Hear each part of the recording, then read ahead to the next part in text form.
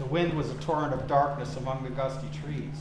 All right. When an actor walks onto a stage, he hopes to bring his character to life, make it become a living, breathing person.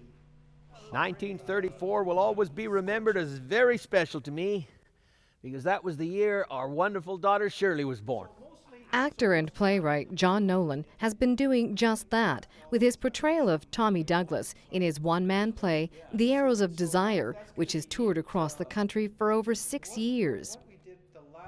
I can imagine Canada without a number of folks, but I wouldn't like to imagine Canada without Tommy Douglas. Challenged by a matriarch of the Toronto Theatre while a college student in the mid-70s to write the next great Canadian play, John was struck by Tommy Douglas's illustrious career from Baptist minister to Premier of Saskatchewan. I noticed that his number of accomplishments as Premier of Saskatchewan were amazing. There was a lot of them, and it just became impossible to study others. His father's sword he had. During his years of service, Douglas enacted many social reforms and infrastructure improvements, such as the first Bill of Rights in North America. That in a civilized society, every child, every person should have access to necessary medical treatment no matter what their family's financial status. His most noted achievement was creating public health insurance amidst fierce controversy and opposition. It took John about 20 years to pen the script while pursuing his career, harboring some doubts anyone would want to come see his one-man legacy to Douglas. The premiere of the play was staged in Douglas's hometown of Weyburn, Saskatchewan, on what would have been his 100th birthday in 2003. 5 weeks later, he was named the greatest Canadian in the CBC television event.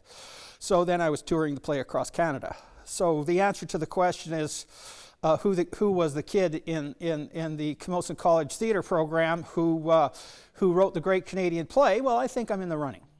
John's interest is in developing theatrical works of art for the purpose of improving the quality of life, inspiring edutainment of social significance.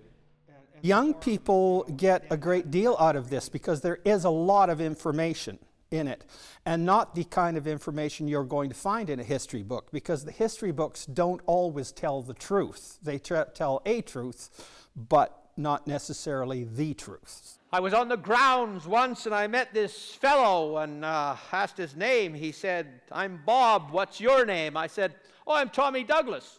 The theater is a moment where we can be present together, where we can speak together. It's a forum within which we can explore ideas as a community, face to face, and the value of that is significant for youth today. We must recognize how and why such people come to be where they are.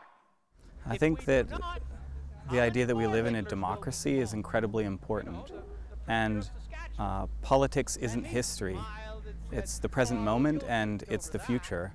So to explore some of the figures that have helped shape our country and our society is so important, because once again youth can understand that politics isn't a thing that happens, it's a thing that they can actively engage in. It's been an amazing discovery for me to realize that what I've been working on is not a historical thing that was about the past. It's actually so many of the issues today are in this play. Why are they in this play? Because they haven't been solved yet. And so it's that whole thing about, this is about the future. We have a lot of work to do. John believes Douglas's character, his compassion for people and life, is what continues to draw people to the play. In Ladysmith, I'm Annette Lucas. We saw things as they ought to be and said, why not?